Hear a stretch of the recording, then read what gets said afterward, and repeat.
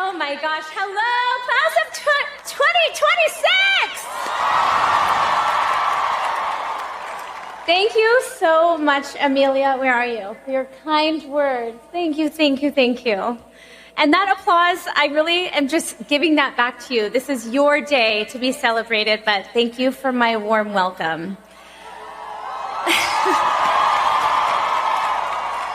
To all of the graduates, congratulations on this massive accomplishment. I am genuinely in awe of your dedication, and I'm envious of your experience because my formal education ended around 3rd grade. So I never got to pass a note, I didn't have a locker, I never wore one of these bad boys in real life.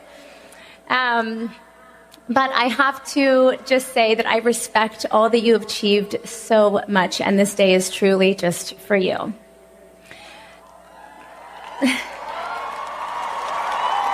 To all of the parents and families, both here and watching from afar, congratulations. I admire your courage in releasing your children into the world, which I can imagine is absolutely no small feat. I'm sure you had to rely on your instincts, your community, and your faith in your kids. It's truly a beautiful thing. Thank you to President Anand, for the faculty and the staff who have welcomed me so genuinely. I just can't imagine how rewarding it must be year after year to send such amazing, hardworking students and people into the world knowing that you prepared them with such care. I am honored to be a part of this moment in time with all of you. I'll be honest, it's a little surreal to be standing here and giving advice since I am genuinely still figuring it out myself every single day.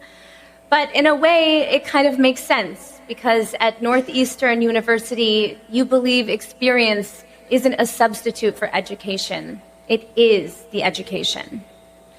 And graduating, no matter what stage of life you're in, isn't about having everything figured out. It's about standing at the edge of something new and choosing what comes next. I know many of you started your careers earlier than most because that's the Northeastern way. And when I say I started working young, I'm talking 7 years old. I was acting by 10 and in a TV show by 13.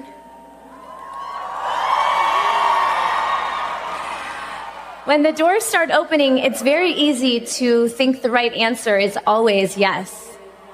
Yes to the next project. Yes to the next expectation.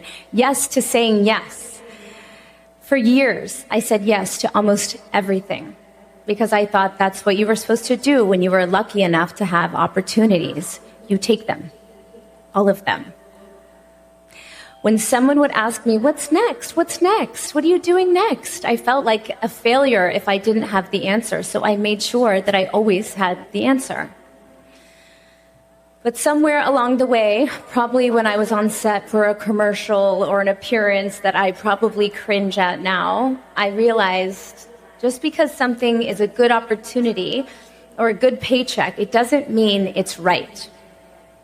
By simply accepting what the world was offering to me, I was losing my own voice. I was reacting instead of asking myself what I really wanted. That realization was a paradigm shift for me. And the moment things changed was very clear. I knew I had to change my pattern of saying yes, so I took a break from making music. Not because I didn't know exactly what kind of album I wanted to make or the stories that I wanted to tell through my music, because I knew precisely what I wanted.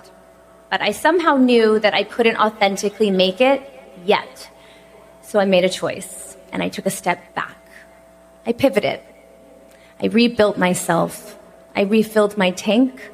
I put effort into my relationships, into building my family, and building a business. I waited until I was ready to meet the moment. I realized that saying no wasn't rejection, it was redirection. putting myself towards where I truly wanted to go when I was actually ready. I took back control of what I was building, and I reclaimed my story, and I realized my own agency. I'm grateful I had the ability to take that pause. Redirecting your energy in one area can mean sprinting in another. The key is that I was choosing where my energy went, instead of letting others choose for me. A wonderful part of giving yourself that space is you can look back and see the distance you've traveled. Don't forget to pause and appreciate how far you've come, what you've overcome, and then you can look forward and see all that's yet to come. When I started being proactive in my life and my career instead of reactive, I made the space in my brain to think about what felt authentic, what would add value to my world and to our world. Because of Northeastern, I know many of you have long been considering what you wanted to contribute to the world.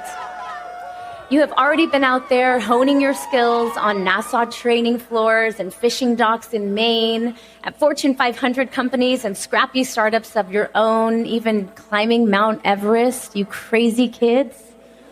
Evan? You showed up first, figured it out, and come back better for it. So as you step into the next chapter of your stories, I hope you remember all you've already accomplished. Yes, perhaps the jobs that you'll have 5 years from now may not even exist yet, and the industries you're entering are being rewritten in real time. But don't let the headlines scare you. What you do might change, but who you are never has to. Remember, you're not just building a career or a resume, you're building a life. You are the architect of your own happiness, and you get to decide what belongs in your life, because we only get one. As you chart your path, never forget that you're in the driver's seat. You have the power to make your own choices. You have agency. You chose Northeastern because you wanted to build something real, to make an impact. Keep making choices like that. Choose what excites you. Choose what challenges you. Choose what gives you room to grow. And just as importantly, choose to let go of what no longer serves you. This will give you the freedom to evolve and become exactly who you are meant to be. The world only becomes more interesting and accommodating and marvelous when people show up as they truly are. Something I tell my kids, you have to be who you are because everyone else is already taken. My greatest endeavor in life has been parenthood. And as a mother of four, I cannot imagine the pride that would be pouring out of me on a day like today. If you can hug your parents, your parental figures, your pillars, your mentors, text them back every now and then. They protected you and celebrated you and watched you become you.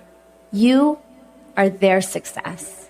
And remember, success isn't just about what you achieve, it's about what you choose. So congratulations, class of 2026! I can't wait to see what you choose. Go Huskies! Join our global community of English learners, absolutely free. Download video transcripts, listen offline, start our beginner course, and join live classes with certified teachers. Access over 1,000 resources to improve your English faster. Everything's in one place. community.englishspeeches.ca. Let's speak English together.